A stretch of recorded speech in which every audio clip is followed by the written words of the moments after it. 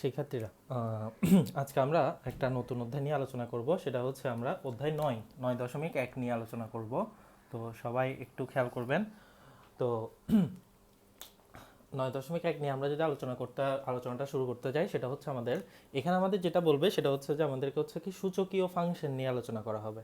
তো সূচকীয় ফাংশন বা সূচকীয় সমীকরণ, এই জিনিসগুলো যেমন আমরা সূচক সমীকরণের সমাধান করছি অধ্যায় 5-এ সমাধান করছিলাম, যেখানে চলকটা কি সূচক বা পাওয়ার রূপে থাকতো। তো আমরা সূচকের বিভিন্ন ধর্ম বা বিভিন্ন সূত্র শিখছিলাম সেখানে।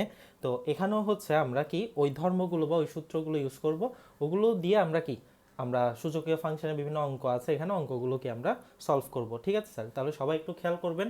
যেমন হচ্ছে যে সূচকের যে সূত্রগুলো ছিল, যেমন আমরা যদি ইউজ করি যে এ টু দি পাওয়ার এম সমান যদি এ টু দি পাওয়ার কত হয় এন হয়, তাহলে আমরা এখান থেকে কত লিখতে পারি, এম ইকুয়ালস টু কত এন হবে। ওকে, আবার আমরা হচ্ছে কি যে কোনো কিছুর উপর পাওয়ার যদি জিরো হয় তাহলে হচ্ছে কি এটার আনসার 1 হবে, যেখানে বেসটা কি জিরো হতে পারবে না, কারণ zero two the power zero এটা কি আনডিফাইন্ড, এটা কি অনির্ণেয়।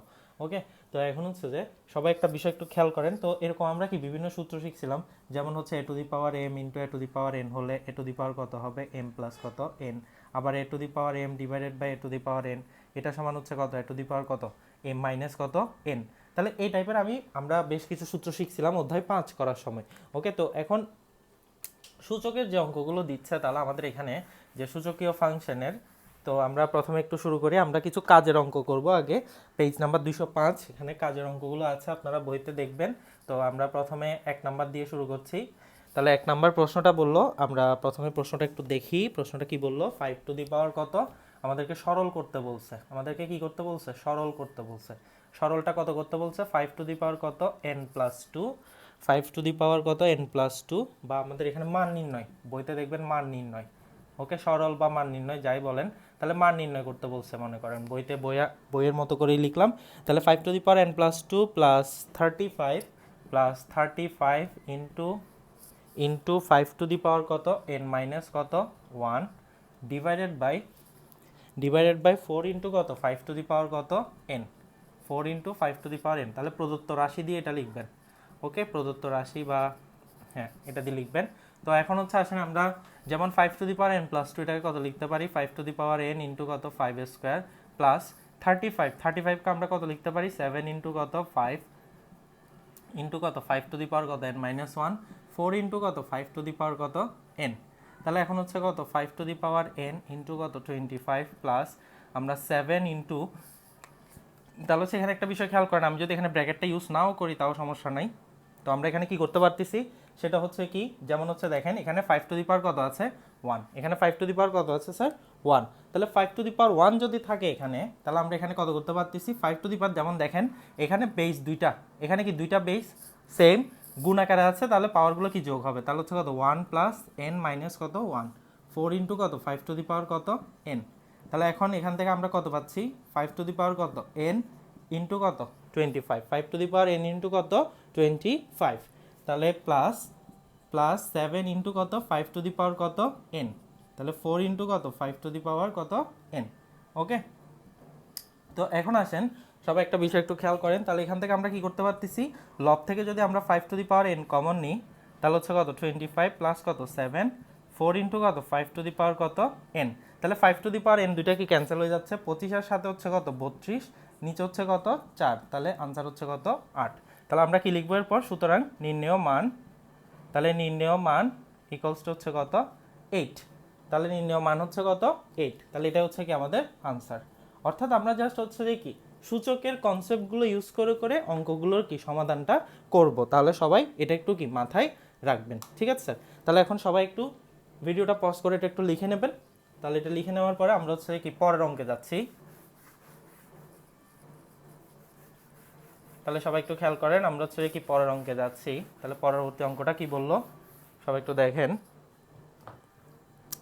তো পরের অঙ্কে আমাদেরকে বললো যে কি এখানে যেমন হচ্ছে যে মনে করেন 2 নাম্বার অঙ্কটা আমরা, এটা হচ্ছে যে কি আমাদেরকে মান নির্ণয় করতে বলছে।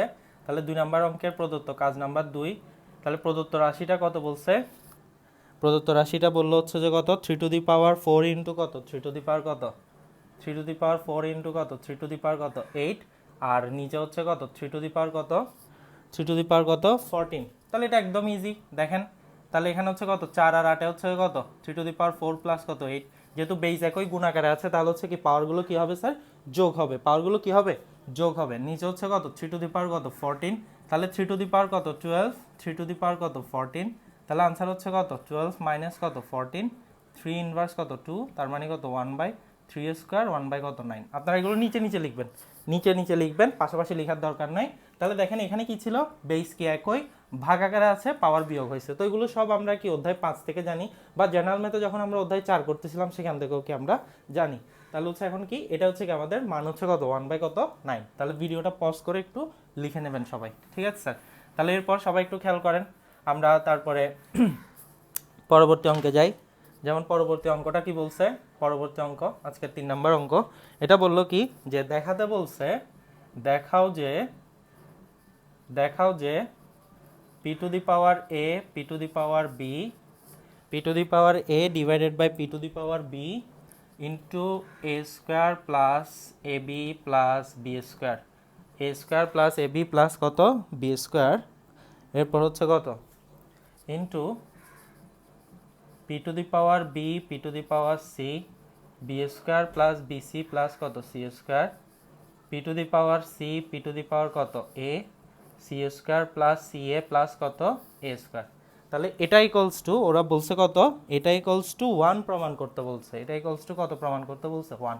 তাহলে আমরা লেফট হ্যান্ড সাইডটা একটু লিখি, left hand side p to the power a divided by p to the power b a square plus ab plus b square into p to the power b p to the power c b square plus bc plus কত c square, p to the power c p to the power a c square plus ca plus কত a square.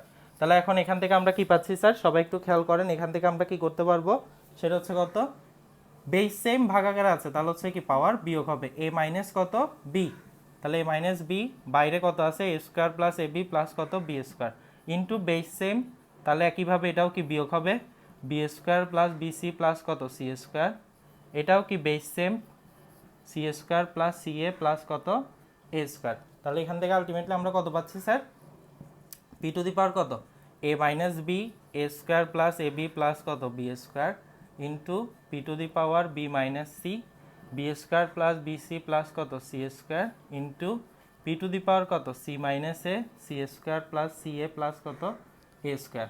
তাহলে ultimately এখানে কত a minus b into a square plus ab plus b square, তাহলে এটা কিসের সূত্র a cube minus b cube, তারপর এখানে হচ্ছে কত b কিউব মাইনাস কত c কিউব, একইভাবে এখানে কত পাবো c কিউব মাইনাস কত a cube, c cube minus কত a কিউব। তাহলে এখন এই দুইটা যদি কি গুণাকারে, তাহলে পাওয়ার বেস যেহেতু কি সেম, তাহলে পাওয়ারগুলো কি হবে যোগ হবে, a cube minus b cube plus কত b কিউব মাইনাস কত c কিউব প্লাস কত c কিউব মাইনাস কত a cube, that means p to the power কত, এটা আলটিমেটলি হচ্ছে কত p টু দি পাওয়ার 0, তার মানে হচ্ছে কত 1। তাহলে এটা হচ্ছে কি আমাদের রাইট হ্যান্ড কি সাইড, এটা হচ্ছে কি আমাদের রাইট হ্যান্ড সাইড, ঠিক আছে স্যার। তাহলে সবাই একটু খেয়াল করেন, তাহলে আমরা এতটুকু পর্যন্ত করলাম। তো এটা হচ্ছে আমাদের এই অঙ্কটার কি রাইট প্রমাণটা আমি আপনাদেরকে দেখাই দিলাম। সবাই একটু ঠিকমতো ভিডিওটা পজ করে প্রমাণটা একটু কি লিখে নেবেন, ঠিক আছে স্যার। তাহলে সবাই একটু খেয়াল করেন স্যার। তো এরপর